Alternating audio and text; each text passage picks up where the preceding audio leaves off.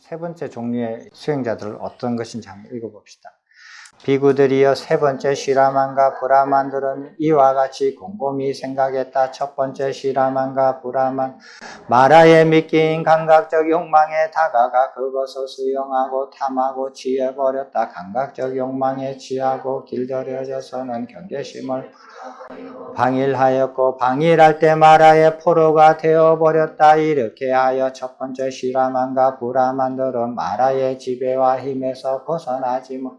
이러한 첫 번째 시라만과 브라만들의 가호를 반복하지 않으려고 두 번째 시라만과 브라만들은 모든 종류의 감각적인 금하고 숲속 깊이 들어가거나 높은 산의 동굴 속에 머물면서 금욕생활과 고행을 하였다. 그런데 시라만과 브라만들은 여름의 마지막 달이 되자 숲의 음식은 바닥이 나고 물이 다 말라버리자 몸이 쇠약해지고 힘과 기력이 극도로 쇠진해 갔으며 동굴 속에서 머물던 시라만과 브라만 지속적인 고행으로 몸이 쇠약해지고 힘과 기력이 극도로 쇠약해졌다. 힘과 기력이 극도로 쇠진해지자 그들의 그만 죽고 말았다. 그들은 동요하기 시작하였고 결국 의지를 버렸다. 그들은 그곳에서 더 이상 삶을 영위할 수 없.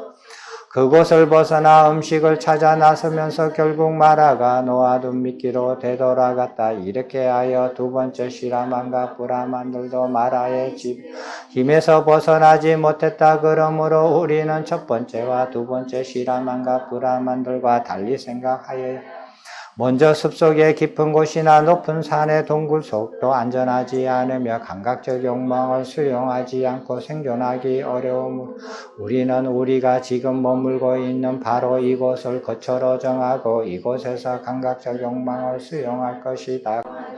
정신을 차려서 수용하되 정신없이 수용하지 않으며 감각적 욕망을 취하지 않고 길들여지지 않으며 경계심을 늦추지 않고 방일하지 않으며 마라가 우리들을 자신이 원하는 할 수 없을 것이다. 이렇게 되면 우리는 첫 번째와 두 번째 시라만과 브라만들과 달리 마라의 지배와 힘에 벗어날 것이다. 이와 같이 생각하여 세 번째 시라만과 브라만들은 그들이 머물고 있는 바로 그곳 거처를 정하였고 그곳에서 감각적 욕망을 수용하였다. 그러나 감각적 욕망을 수용하더라도 정신을 수용하되 정신없이 수용하지 않았으며 감각적 욕망을 취하지도 않고 길들여지지도 않았으며 경계심을 늦추지 방일하지 않았으므로 마라가 그들을 자신이 원하는 대로 할 수 없게 되었다. 비구들이여 이때 마라와 마라의 이런 생각이 들었다. 이 세 번째 시라만과 브라만들은 참으로 교활하고 영리하다. 이들은 우리가 놓아둔 미끼인 감각적 수용하더라도 정신을 차려서 수용하되 정신없이 수용하지 않았으며 감각적 경험을 취하지도 길들여지지도 않았으며 경계심을 늦추지 않고 방일하지 않았다. 그러므로 감각적 욕망 이들을 잡을 수는 없다. 그러나 이들은 감각적 욕망을 수용하는 곳에서 거처함으로 그 거처를 사방을 큰 건물망으로 완전히 둘러싸야겠다. 그러면 아마 이들을 잡을 수 있을 것이다. 그래서 그곳을 큰 건물망으로 사방을 완전히 둘러싸 마침내 세 번째 시라만과 브라만 잡았다. 이렇게 하여 세 번째 시라만과 브라만들도 마라의 지배와 힘에서 벗어나지 못했다. 세 번째 사슴의 무리는 바로 이 세 번째 시라만과 브라만들과 같다고 나는 말한다. 비구들이여 이 세 번째 브라만들은 다음과 같은 주장과 견해를 가진 자들이었다. 즉 우주의 시간적 지속 영원하다거나 영원하지 않다거나 영원하기도 하고 영원하지 않기도 하다거나 영원한 것도 영원하지 않은 것도 아니라고 한다. 우주의 공간적 한계는 유한하다거나 무한하다거나 유한하기도 하고 무한하기도 하다. 유한한 것도 아니고 무한한 것도 아니라고 한다. 자아는 육체와 서로 같다거나 다르다거나 같기도 하고 다르기도 하다거나 같은 것도 다른 것도 아니라고 한다. 자아는 사후에 존재한다거나 존재하지 않다거나 존재하기도 하고 존재하지 않기도 하다거나 존재하지 않는 것도 아니라고 한다. 우주의 생성은 우주 스스로 만든 것이라거나 남이 만든 것이기도 하다거나 스스로 만든 것도 아니고 남이 만든 것도 아니며 우연히 생성된 것이라고 한다. 자아의 물질이다거나 정신이다거나 물질이기도 하고 정신이기도 하다거나 물질도 아니고 정신도 아니라고 한다. 자아의 관계는 있다거나 없다거나 있기도 하고 없기도 하다거나 있기도 한 것도 아니고 없는 것도 아니라고 자아의 실제에 고락이 있다거나 없다거나 있기도 하고 없기도 하다거나 있는 것도 아니고 없는 것도 아니라고 한다. 자아의 실제에 있다거나 없다거나 있기도 하고 없기도 하거나 있는 것도 아니고 없는 것도 아니라고 한다. 비구들이여 이와 같은 거듭된 견해를 가진 이 세 번째 비라만들은 모든 사견의 그물에 완전히 갇혀서 마치 그물에 걸린 고기들이 수면 위로 오르고자 그물에 걸린 채 오르게 되듯이 마라의 큰 그물망을 벗어나지 못하는 자라고 나는 말한다. 혓바닥이 막 굴러가죠. 여기서 말한 그릇된 견해는 모두 몇 개 나옵니까? 읽으면서. 예? 몇 개 나와요? 예? 찍어보세요. 10가지. 몇 가지예요? 박사님, 몇 개예요? 예? 62개. 또 찍어봐요. 박사님 못 찍어요?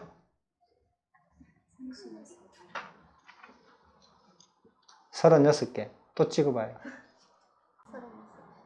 36개? 36개인데 어떻게 62개가 나와요? 박사님 아직 못 살렸어요? 예? 37개. 어떻게 37개가 나와요? 참네. 4, 9, 36. 36개입니다. 이게 그 당시에 사람들이 가지고 있는 철학적 소견들이에요. 전부예요. 36가지. 사견. 36견이. 이 전체예요. 이런 것 중에 일부는 아직까지 사람들한테 의문을 주고 사람들이 그 의문을 해결하려고 해요. 예를 들어서 인간의 실제가 무엇이냐. 육신이다, 영혼이다. 육신이기도 하고 영혼이기도 하다. 육신도 아니고 영혼도 아니다. 지금 아직까지도 이런 의문을 가진 사람이 있고요. 우주는 영원한가? 영원하지 않는가? 영원하기도 하고 영원하지 않기도 하는가? 영원한 것도 아니고 영원하지 않는 것도 아닌가? 우주의 공간은 무한한가? 유한한가? 무한하기도 하고 유한하기도 한가? 무한하지도 않고 유한하지도 않는가? 이렇게 지금도 그런 거 가지고 연구하는 사람들 있잖아요. 인생을 바쳐서. 이런 사람들을 그물에 갇혀있는 사슴들이라고. 여기에 보면은 이게 자아의 실제에 생각이 있는가 없는가, 그 다음에 자아의 실제에 느낌이 있는가 없는가, 이게 무슨 소리인지 알아요? 이런 게 무슨 소리인지 잘 모르죠. 자아, 인간이라고 이렇게 할 때 이 인간의 그 실제라고 하는 것은 영원히 존재하는 거, 변치 않게 있는 것을 말하거든요. 그러니까 인간이라고 할 때 인간의 구성 성분으로서 사유, 서양식 표현으로 하면은 이성이 실제한다.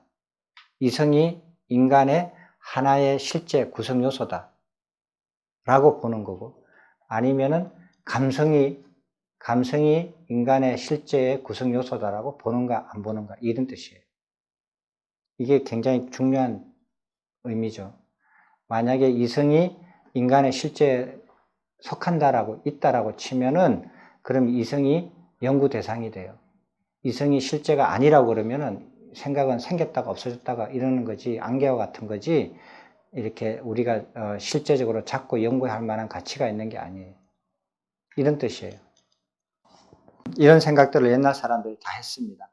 그러니까 이성이 인간의 본질 속에 있느냐, 존재하느냐, 감성이 우선하느냐, 감성이 인간의 본질 속에 속해 있느냐 아니냐, 그 본질에 속한다면 감성에 충실해야 되고, 만약에 이성이 인간의 본성에 속해 있다면 이성에 충실해야 되고, 이런 부차적인 문제들이 막 생겨요.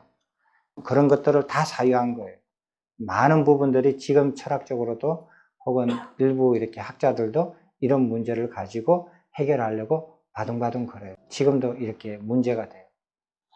근데 이런 것들이 다 사견이라는 거예요. 큰 그물에 갇힌 세 번째 사슴의 무리와 같다. 자, 그러면 네 번째를 한번 봅시다.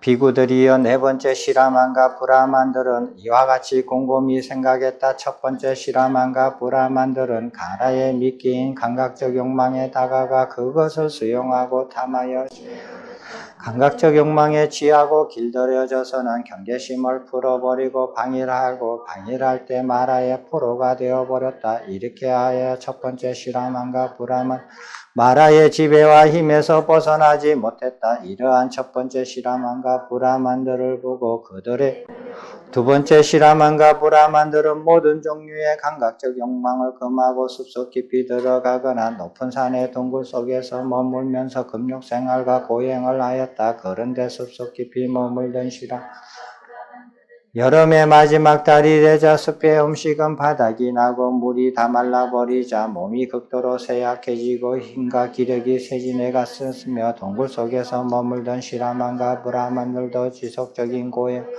몸이 극도로 쇠약해지고 힘과 기력이 쇠진해 갔다. 힘과 기력이 극도로 쇠진해자 그들의 일부는 그만 죽고 말았다. 그들은 그곳에서 더 이상 삶을 영위할 수 없었고 그것을 벗어나 결국 마라가 놓아둔 미끼로 되돌아갔다. 이렇게 하여 두 번째 시라 브라만들도 마라의 미제와 힘에서 벗어나지 못했다. 세 번째 시라만과 브라만들은 그들이 머물고 있는 바로 그 거처를 정하였고 그곳에서 감각적 욕망을 수용하였다. 그러나 감각적 욕망을 수용하더라도 정신을 차려서 정신없이 수용하지 않았으며 감각적 욕망을 취하지도 않고 길들여지지 않았으며 방일하지 않았으므로 마라가 그들이 자신이 원하는 대로 할 수 없게 되었다. 그러자 마라와 마라의 일행들은 큰 그물망 그들을 완전히 에워싸 잡아버렸다. 이렇게 하여 세 번째 시라만과 브라만들도 마라의 지배와 힘에서 벗어나지 그러므로 이제 우리는 마라의 미끼인 감각적 욕망을 수용하되 세 번째 시라만과 브라만들처럼 수용한 마라는 감각적 욕망으로서 우리들을 자신이 원하는 대로 할 수 없을 것이다. 또한 우리는 마라와 마라의 일행들이 갈 수 없는 곳을 거처로 정하여 그들의 큰 그물망을 벗어난다면 그들은 그 그물망 우리들을 자신이 원하는 대로 할 수 없을 것이다. 이와 같이 생각하여 네 번째 브라만과 브라만들은 마라와 마라의 일행 찾을 수 없고 갈 수 없는 곳을 거처로 정하고 그곳을 머물면서 감각적 욕망을 수용하였다. 그러나 정신을 차려서 수용하되 정신없이 수용하지 않았으며 감각적 욕망을 취하지 않고 길들여지지도 않았으며 경계심을 늦추지 방일하지 않았으므로 마라가 그들을 자신이 원하는 대로 할 수 없게 되었다. 또한 마라와 마라의 일행 네 번째 시라만과 브라만들이 오는 것도 가는 것도 머무는 것도 알지 못하였으므로 큰 그물망으로도 그들을 잡을 수가 없다. 이와 같이 네 번째 시라만과 브라만들은 마라의 지배와 힘에서 벗어났다. 비구들이여 네 번째 바로 이 네 번째 시라만과 브라만들과 같다고 많은 말한다. 여기까지요. 마라가 여기 나쁜 사람이지만 인간보다도 엄청나게 차원이 높은 사람이에요. 천신 중에서 제일 높은 사람이에요. 인간 위에 이렇게 욕계천이 있는데 욕계천에 6단계가 있다고 그랬잖아요. 맨 밑에가 사대왕천, 그 다음에 도리천이 있어요. 이거는 다 인간들과 밀접하게 관련이 있어요. 그 다음에 그 위에 공거천이라 해가지고 인간과 조금 떨어져 있는 천신들인데 거기는 야마천, 도솔천, 화락천, 타화자재천. 타화자재천이 욕계천 6개 중에서 제일 위에 있는 제일 높은 이렇게 하늘이거든요. 거기에 왕으로 계신 분이에요. 마라가. 그리고 그 일행들, 그 왕이 마라가 이끄는 군대를 뭐라고 그래요? 네, 마군이라고 그래요. 그걸 발음을 조금 잘못하면 마군이가 돼요. 마군. 발음을 정확하게 하면 마군. 이렇게 마군이라고 그러거든요. 근데 이 그 욕계의 최상층을 지배하는 그 왕이 마라거든요. 근데 이 마라가 타와 자재천만을 관장하는 게 아니라 욕계 전체를 관장을 해요. 그래서 마라의 지배와 힘을 벗어나지 못했다라는 것은 무슨 뜻입니까? 욕계를 못 벗어났다는 뜻이에요. 욕계를 벗어나지 못한다는 뜻이에요. 자, 그러면은 두 번째 고행주의자 있잖아요. 두 번째 사슴의 무리. 그 사슴의 무리가 숲속 깊이 들어가가지고 마라가 주는 미끼를 안 먹었다 이거예요. 안 먹고 거기서 굶어서 죽었다 그래봐요. 그러면 마라의 지배와 힘을 벗어납니까? 못 벗어나죠. 죽어도 못 벗어나. 욕계를 벗어나려면, 마라의 지배와 힘을 벗어나려면 반드시 살아서 벗어나야지 죽음으로 못 벗어나요. 죽음으로 벗어나면 수행 왜 합니까? 아는 순간 다 죽어버리지. 구차하게 수행할 이유가 뭐 있어요? 아는 순간 죽어버리면 되죠. 다 죽음을 택해버리면 되지. 그러면 죽는 순간 벗어나니까. 죽음으로도 못 벗어납니다. 되셨죠? 자, 마라의 지배와 힘을 벗어나지 못했다라는 것은 결국 욕계에 벗어나지 못했다라는 거예요. 그게 왜? 마라가 욕계를 관장하는 천신이거든요. 네.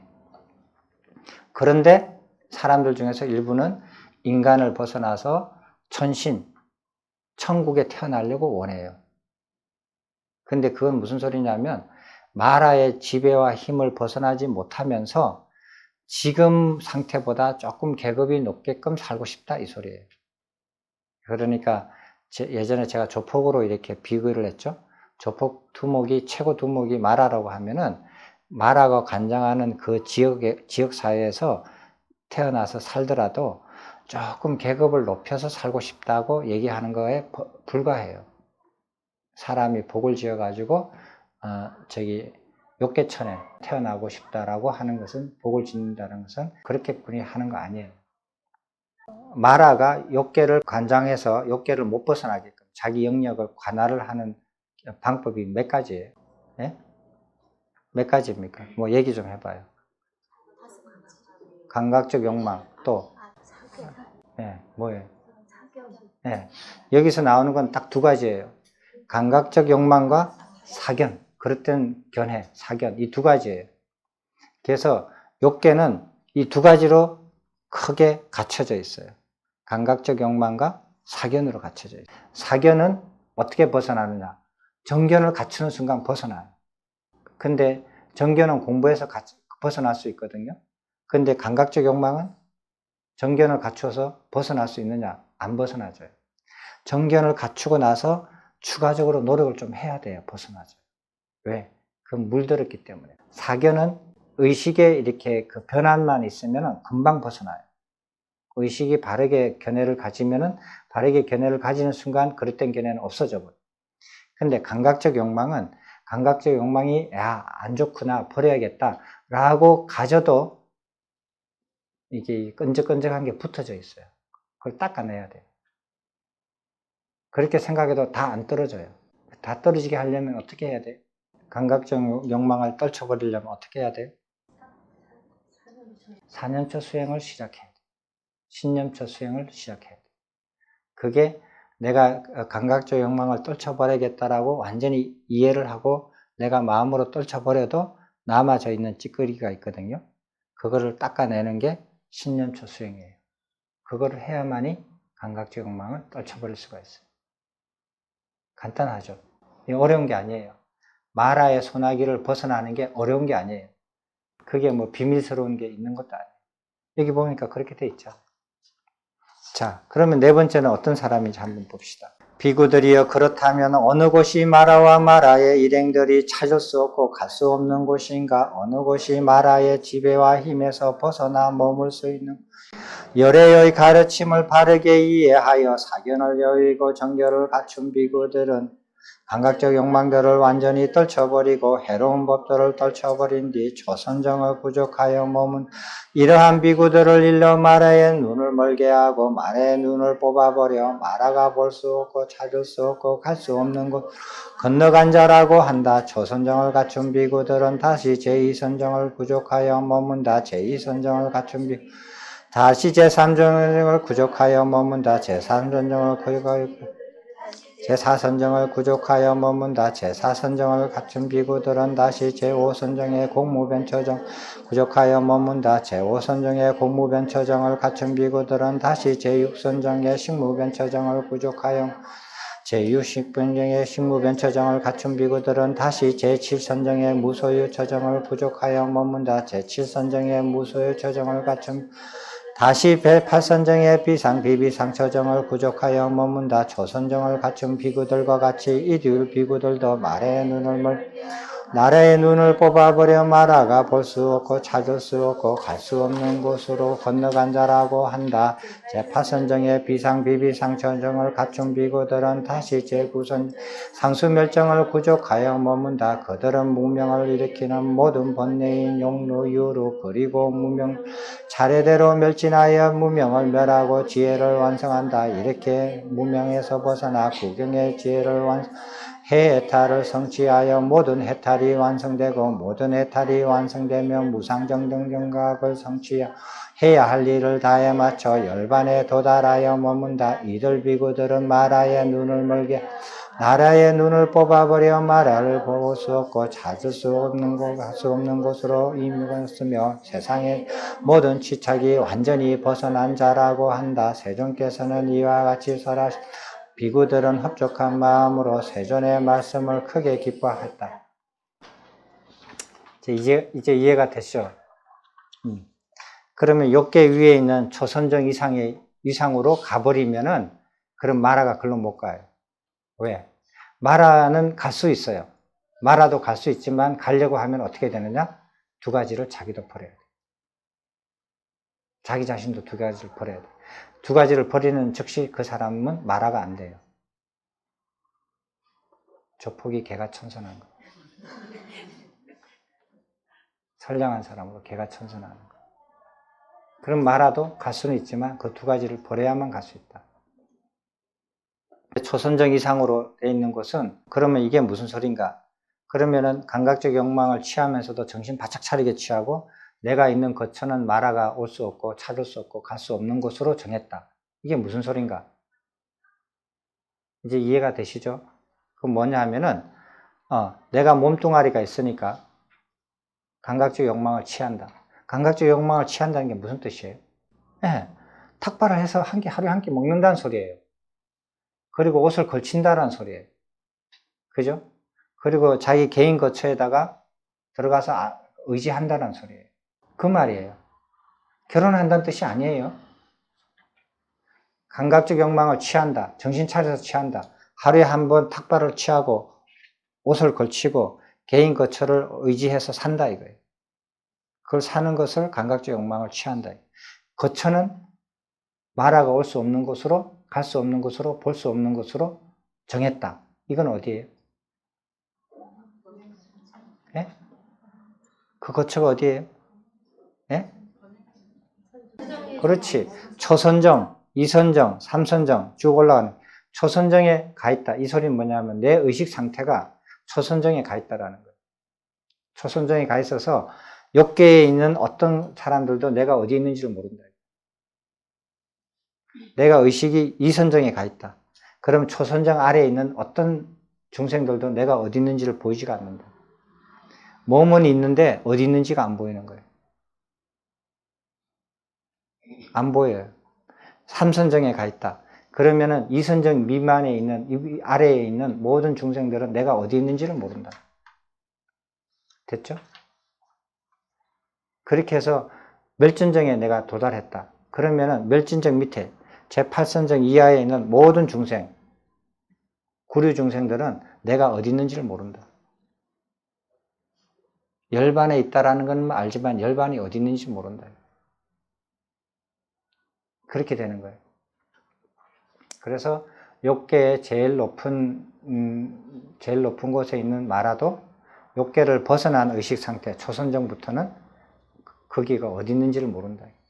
볼 수가 없고 갈 수도 없다. 자기도 욕계를 못 벗어났으니까. 볼 수 없고 갈 수 없고 알 수 없는 곳에 의식 상태가 가 있다는 거예요. 이해가 다 되셨죠? 자, 그러면은 네 종류의 사슴의 무리하고 수행자들과 비유를 해서 이렇게 부처님께서 이렇게 명료하게 이렇게 해석을 하셨어요. 이것을 우리한테 적용을 해봐요. 자기는 첫 번째 사슴의 무리에 속해요? 두 번째 사슴의 무리에 속해요? 세 번째 사슴의 무리에 속해요? 아니면 네 번째 사슴의 무리에 속해요? 아니면 첫 번째 사슴의 무리에도 안 속해요? 못 속해요? 예? 그 사슴보다 조금 작은 거, 사슴처럼 생긴 거 뭐라 그러죠? 고라니. 사슴이 아니고 고라니들이에요. 예? 그 토굴 뒤에도 거기 고라니들이 많이 내려와요. 나는 처음에 사슴이라 그랬더니 사람들이 고라니라 그러더라고요. 고라니하고 사슴하고 다르죠. 보세요. 부처님께서 사슴의 무리를 보고 비유를 내려놓고 얼마나 이게 환히 보면서 이렇게 비유를 하셔요. 자, 질문 있습니까? 질문 없으십니까? 공부하신 거나 다른 질문들도 없어요? 중도를 일식의 극과 극의 경험, 제가 그때 스님 법문하는 그 자리에서 근데 저는 중도를 스님이 그렇게 말씀하신 거를 처음, 그러니까 중도를 그런 식으로 접한 거를 참 많이 와닿아서 의식의 극과 극을 경험해 본 사람들이 볼 수 있다 이런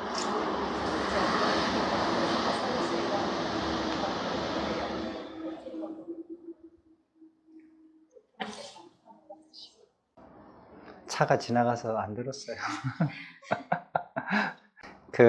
우리가 여기서 보면 부처님께서 고락중도를 처음에 조전법륜경에 고락중도를 깨우치셨다 그랬잖아요. 그럼 여기서 무엇을 뜻하느냐면은 첫 번째 사슴의 무리, 두 번째 사슴의 무리, 세 번째 사슴의 무리를 그걸 다 떠나버린 거예요.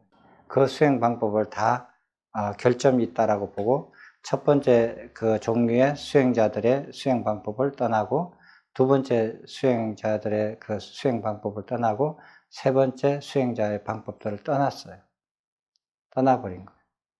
그렇게 해서 찾으신 거예요. 그래서 네 번째 수행자의 그 길로 들어서신 거예요. 그게 고락중도를 깨달았다고 말씀하시는 걸로 대처가 되는 거예요. 오늘은 여기 부처님께서 수행자들을 네 종류로 나누셨거든요. 수행자들은 이렇게 나누면 좋은데 아주 분명한데 수행자 아닌 인간들, 일반 이 사람들 있잖아요. 이 사람들은 어떻게 분류하면 좋겠어요?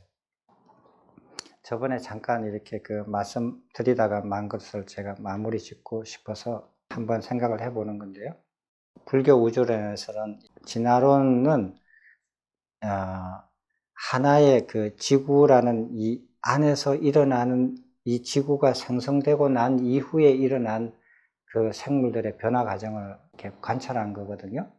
그런데 불교에서 말하는 이게 그 우주론은 이거 생기기 이전에 진화론에서 관찰하는 그 이전부터 벌써 얘기를 하는 거예요. 근데 이 우주가 생길 때 인간계가 형성되는 게 어떻게 형성되느냐 하면은 이렇게 욕계천이 있고 욕계천 아까 전에 있었다 그랬잖아요. 그 마라가 있는 6개의 욕천이 있고 그 위에 이제 욕계를 벗어난 그거 이제 초선정이 있어요. 초선정을 범천이라 그래요. 범천이라고 얘기를 하거든요. 초선정 전체를. 초선정에도 3단계가 있지만은 초선정에서 있는 그 범천이라 그래요. 여기 천신이라 그래요. 욕계천은 천신이라 그러고 욕계천의 제일 높은 사람을 마라라 그러고 그 위에 색계천에 있는 신들은 범천이라 그래요. 천신이라고 안 그래요. 범천이라 그러거든요. 범천에 타락하다가 떨어지다가 범천까지 타락을 했어요. 범천까지. 그래서 무색계천에서 색계천으로 떨어지고 색계 사선정에서 삼선천으로 떨어지고 삼선천에서 이선천으로 떨어지고 그 다음에 초선천으로 떨어졌어요. 그래서 이제 자꾸 차원이 떨어진 거예요.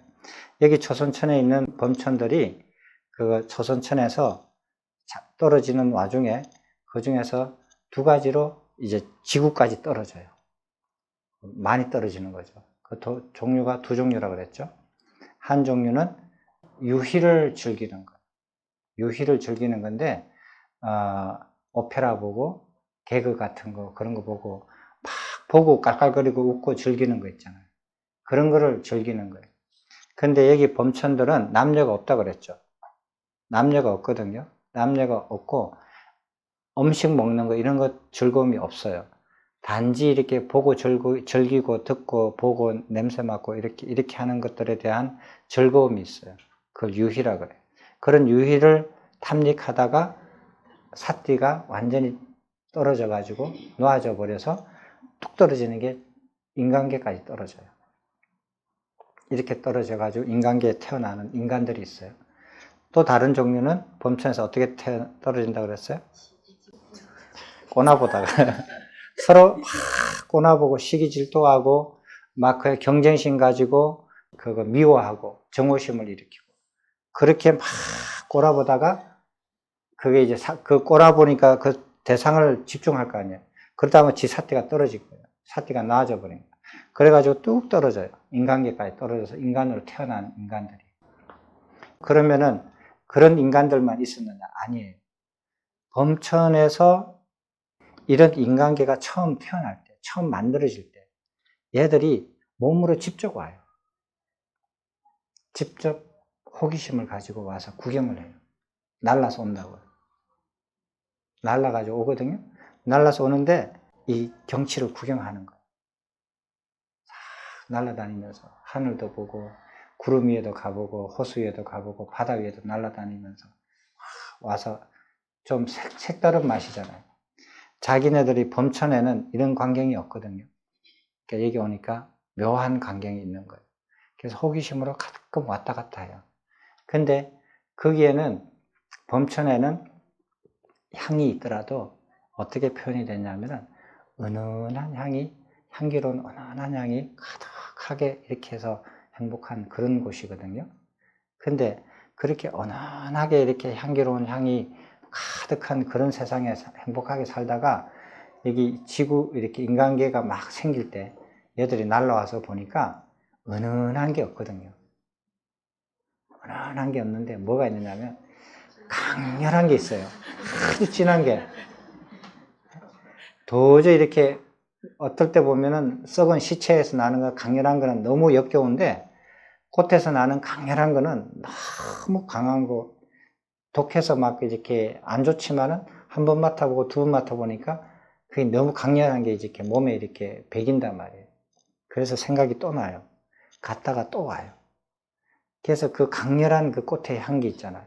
그런 거에 취해가지고 한 번씩 싹 맡고 가요. 그래 왔다 갔다 하다가 언제 왔다가 보니까 그 꽃이 시들어가지고 열매가 됐네. 근데 열매도 향기가 나.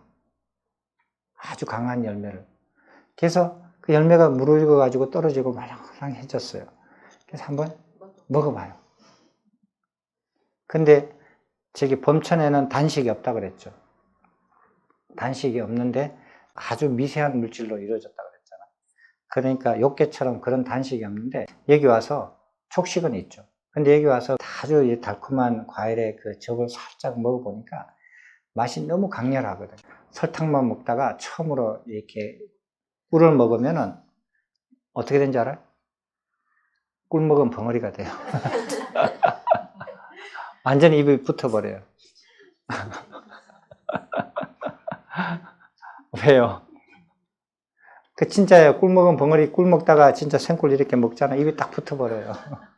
말이 안 나와요. 그렇게 돼요. 그렇게 해서 한 번 먹고 두 번 먹다가 이렇게 물들여져 가지고 얘가 범천에서 직접 날라와가지고 그걸 먹다가 길들여지고 맛들여지고 그 다음에 빠지고 여기 나오잖아요.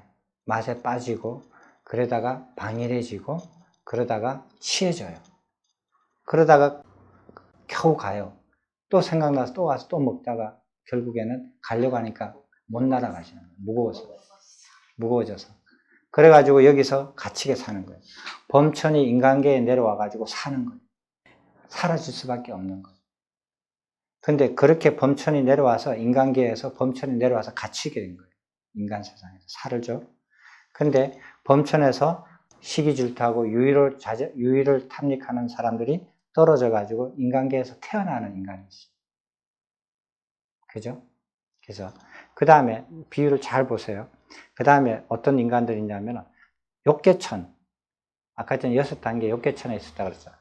욕계천에서 떨어지는 인간들이 있어요. 욕계천에서 더 올라가지 못하고 욕계천에서 다시 태어나지도 못하고 욕계천에서 떨어져요. 왜 떨어진 줄 알아요? 범천에서는 이렇게 시기 질투하고 유희를 탐닉하면 떨어졌잖아요. 욕계천에서는 인간으로 왜 떨어져요? 찍어봐요. 여기서 올라가는 것만 관심이 있지 떨어지는 건 관심이 없어요. 여러 가지로 있겠지만 기본적으로 복이 다해서 떨어져요. 자, 그래서 인간들을 보면요, 이 인간들의 이제 종류를 이제 여러 가지 보시면, 그 다음에 인간계에 태어났다가 다시 인간계에 태어나는 인간이 있어요. 그 다음에 인간보다 낮은 축생에서 인간계로 올라온 인간들이 있어요. 자, 그러면 인간들을 전부 다 몇 단계로 나눌 수 있냐면은 한 단계, 두 단계, 세 단계, 네 단계. 자, 범천에서 떨어진 인간들은 어떤 특징이 있느냐 하면 능력이 특출해요. 능력이 특출하고 사람들이 뛰어나가지고 그 뛰어난 능력을 가지고 어떻게 지내느냐. 계속 웃고 즐기는 데만 써요. 그리고 어떤 사람은 시기 질투하고 막 경쟁을 해서 자기 몸이 죽는 한이 있더라도 전 세계에서 제일 잘하는 사람이 되고 싶어요. 그게 경쟁심이거든요. 그러니까 저번에 뭐 췌장암 걸려서 죽은 사람 있잖아요. 예, 뭐 발음이 잘 안 된다, 저는. 그 사람. 그러니까 그 사람은 자기 몸이 쓰러지고 무너지는 것도 상관 안 하고 세상에서 제일 높은 위치에 가려고 하고 노력하고 경쟁하고 그 얼굴 보면 행복하지가 않잖아요. 보면은. 뭐 행복한 느낌이라고는 하나도 없이 그 치열하게 그 자리를 계속 유지하고 가려고 하는 그런 마음이에요. 그게 경쟁심이거든요.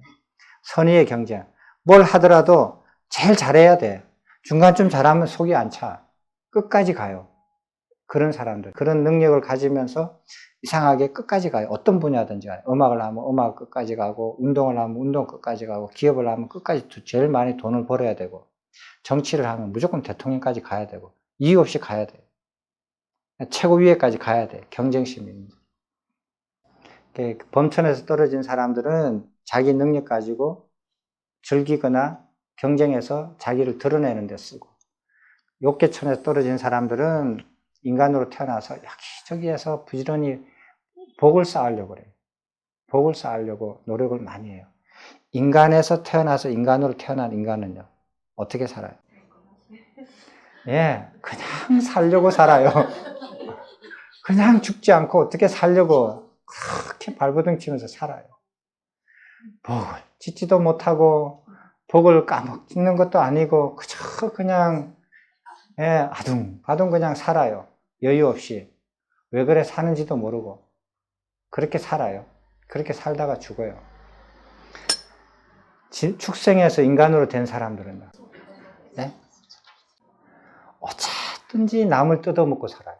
어쨌든지 사람을 물어뜯으려고 그래요. 수단과 방법을 가리지 않고 기회가 되기만 하면 물어뜯어요. 그 습이 그래요. 어쨌든지 물어뜯어요. 부모도 물어뜯고 부부지간에도 서로 물어뜯고 자식도 물어뜯고, 예? 어쨌든지 물어뜯어요. 기회만 되면 물어뜯으려고 그래요. 물어뜯으면서 살아요. 남을 그렇게 물어뜯고 살아요. 자, 인간들을 네 종류를 봤어요. 범천에서 떨어져서 인간이 된 인간, 욕계천에서 떨어져서 인간이 된 인간, 인간에서 태어나서 인간으로 된 인간, 축생에서 인간으로 된 인간, 네 종류입니다. 자기는 어디에 속해요? 인간도 우리 네 종류로 나눠보면 이래요. 근데 재밌는 게 뭐냐면 범천에서 자기 몸 그대로 날라와서 인간계에 와가지고 인간의 그 향기와 열매의 맛에 취해가지고 인간계에 몸이 무거워져서 갇혀버려 못 돌아가는 사람들 있잖아요. 범천이 있잖아요. 초선정에 가면 수명이 얼마나 되는지 아세요? 축생은 대충 평균 10년이죠. 그죠? 요즘 개들은 조금 오래 살더라고요. 한 20년 살더라고요. 인간들이 잘 돌봐주니까 10년, 20년 정도 2배로 늘었어요. 인간은 경전에 보면 아주 악해지면 축생의 수명하고 비슷하게 10세까지 내려가요. 축생하고 비슷하게. 그러나 아주 이렇게 선하고 착한 일을 많이 하고 좋은 일을 많이 하면 인간들이 그 18,000년까지 수명이 늘어나요. 원래. 그러니까 지금 옛날에 40대 평균, 20대 평균에서 40대 평균, 지금은 100세 평균까지 되거든요. 근데 그게 1000세까지 가고 10,000세까지 가는 게 그게 어려운 일이 아니에요. 경전에서는 그렇게 된다고 봐요. 자, 그러면 그 당시에 인간은 한 10,000년 정도 살았어요. 10,000년, 18,000년. 처음에. 왜? 떨어진 지 얼마 안 됐으니까. 근데 인간들은 한 10,000년 정도 살았다는 거예요. 그런데 그 범천에서 내려온 그 범천에서 갇힌 인간 세계에 갇힌 그 사람은 수명이 얼마예요? 모르죠. 우리가 인간계는 이렇게 그 짐승은 10년, 인간은 10년에서 10,000년, 18,000. 그 다음에 욕계천은 수명이 점점 늘어나요. 범천, 초선청에 가면은 그 수명이 단위가 뭔 줄 알아요? 응? 네, 겁이에요, 겁. 0.5겁 내지는 4분의 1겁을 살아요. 그럼 그 사람이 범천에서 평균 나이에 살아가지고 인간계에 떨어졌다고 하더라도 0.2겁은 돼요. 1캐파가, 예? 지구에 이렇게 나이로 이렇게 사람들이 계산을 이렇게 추측을 하거든요. 근데 여러 가지 정보를 이용해 가지고 계산을 해보면, 제가 계산을 해보면 30억 년 플러스 마이너스 10억 년이에요. 20억 년에서 40억 년 사이로 나와요. 정확하게 계산하면. 그래서 약 30억 년으로 되거든요. 30억 년에 0.1이면 3억 년이잖아요. 그거의 2배니까 6억 년이에요. 그 사람이 범천에서 중간 정도 나이에 살다가 내려왔다 치면은 지구에 와가지고 3억 년을 살아야 돼요. 3억 년을 살았어요. 3억 년을 사는 동안에 지구 인간에 태어난 인간들, 범천에 떨어져서 태어난 인간들은 10,000년을 살다 죽어요. 10,000년을 몇 번을 해야 1억이 돼요? 10,000번이지. 예. 10,000년을 10,000번을 해야 1억 년이죠. 그러니까 3만 번을 하는 거예요.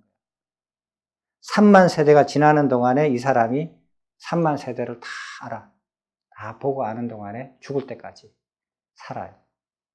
그러면은 처음 지구가 태어났을 때 이 범천에서 떨어진 인간들이 그때 자기 수명이 10,000년을 살았다고 쳐서 약 3만 세대까지 이 범천신이 살아있어요. 그러면서 3만 세대까지 3억 년 동안 이 사람들한테 가르치는 거예요. 인간들한테. 음식을 조심해라. 아니 그럼 그 욕계에서는 이제 얼른 생각이 안 나. 아니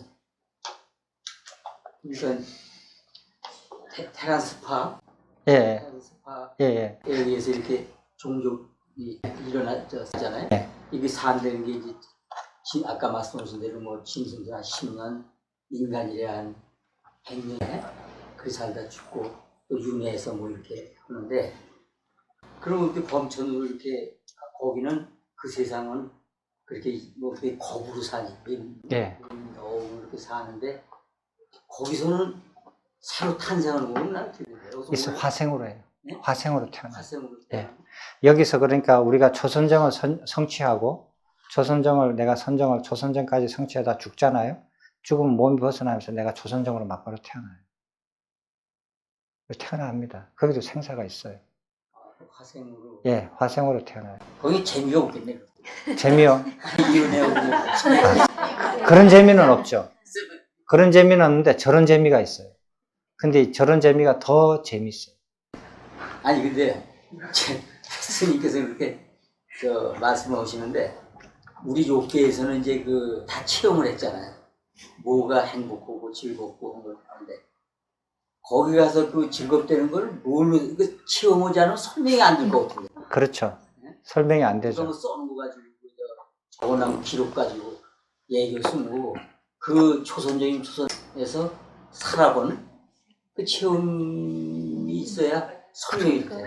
그래서 그거를 직접 여기서 너가 해볼 수 있다. 이렇게 부처님께서 말씀하시는 거예요. 지금 여기서. 욕계에서 행복을 누리면서 그걸 잠시 이렇게 내려놓고 그 다음에 여기서 초선정의 즐거움을 여기서 느낄 수 있다. 자기가 여기서 지금 초선정을 도달하면 초선정의 느낌을, 그 행복을 알 수가 있어요. 여기서. 그러니까 기록을 못 믿겠걸랑 여기서 스스로 해보라는 거예요. 인간계에서 태어난 사람도 선정 수행을 하면 조선정까지 계속 올라갈 수 있는데 떨어진 사람이 3억년 동안에 선정 수행할 생각을 안 했을까? 네. 그래서 계속 이 음식을 타단 거예요. 음식을 조심해라. 갈 줄을 알을 텐데 내려온 사람은 갈 줄을 알을 텐데. 글쎄 말이야. 자기 같은가 보지. 그렇게 해서 그런가 봐. 네? 가위나 찾고 사다리나 찾았지. 음식을 타댔지 삿띠를 복원하려고 안 했겠죠. 3억 년 동안 3만 세대 동안에 계속 음식을 타단 거예요. 음식 조심해라. 네, 음식을 조심해라. 음식을 탐하지 마라. 그러니까 그게 완전히 그냥 내리에 박혀가지고 그 범천신이 인간 세상에서 죽고 난 다음에도 남아있는 인간의 속에서는 음식을 조심해야 된다. 음식을 조심해서 음식을 잘 먹어야만이 청정해질 수 있다. 라고 생각을 하는 거예요. 그리고 또 신을 모셔요. 그러면 이 범천신이 그냥 가만히 있느냐? 자기가 먹었으니까 또 먹어야 되잖아요. 지구에 갇혔으니까. 지구에서 태어난 인간처럼 먹지는 않지만 어차피 먹어야 되잖아요. 여기서 갇혔으니까. 그러니까 그 맛있는 과일을 자기가 이제 따로 가기는 싫다 이거야. 가져가서 바쳐라 이거야. 바치면 먹어요. 그리고 원하는 게 있으면 해줘요. 이루게 해줘요. 그래서 인간들의 그 DNA 속에는 신을 숭상하고 신을 이렇게 모시는 종교들이 너무 강렬한 게 그 오랜 세월 동안 눈으로 보고 3만 세대까지 저기 박혀 있는 거예요. 그 의식이. 지금도 그 범천에서 내려온 신은 흔적도 없음에도 불구하고 그렇게 남아있어요. 인간의 DNA 속에서. 그래서 신을 모신다, 제사를 지낸다. 제사를 지낸다면 그 신한테 곡물을 먹을 걸 주는 거잖아요.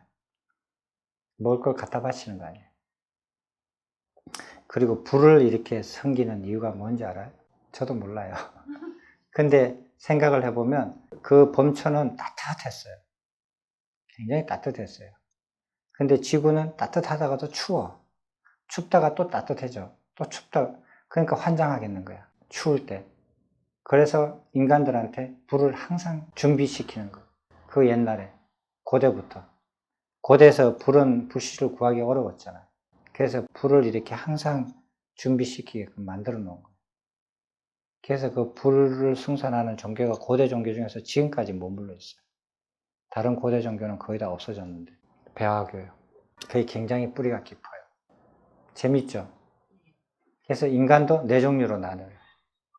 크게 보면. 범천에서 이것저것 하다 떨어진 인간, 그 다음에 욕계천에서 복이 다해가지고 떨어진 인간, 인간에서 인간으로 다시 태어난 인간, 축생에서 인간으로 태어난 인간, 뇌물이에요. 보세요. 가만히 보세요. 이제 한번 보일 거예요. 저 사람은? 저 사람은? 집에 가서 보니까, 남편이? 부인이? 다 보이는 거예요, 이제. 범천에서 인간으로 떨어지면 3억 년을 사는 거예요? 아니요. 그거는 이제 그 인간계가 처음 형성됐을 때 그런 범천이 내려와요. 호기심으로. 근데 떨어져서 태어난 인간들은 그 당시는 처음 인간계에 태어났을 때는 18,000년을 살았다고 기록이 되어 있어요.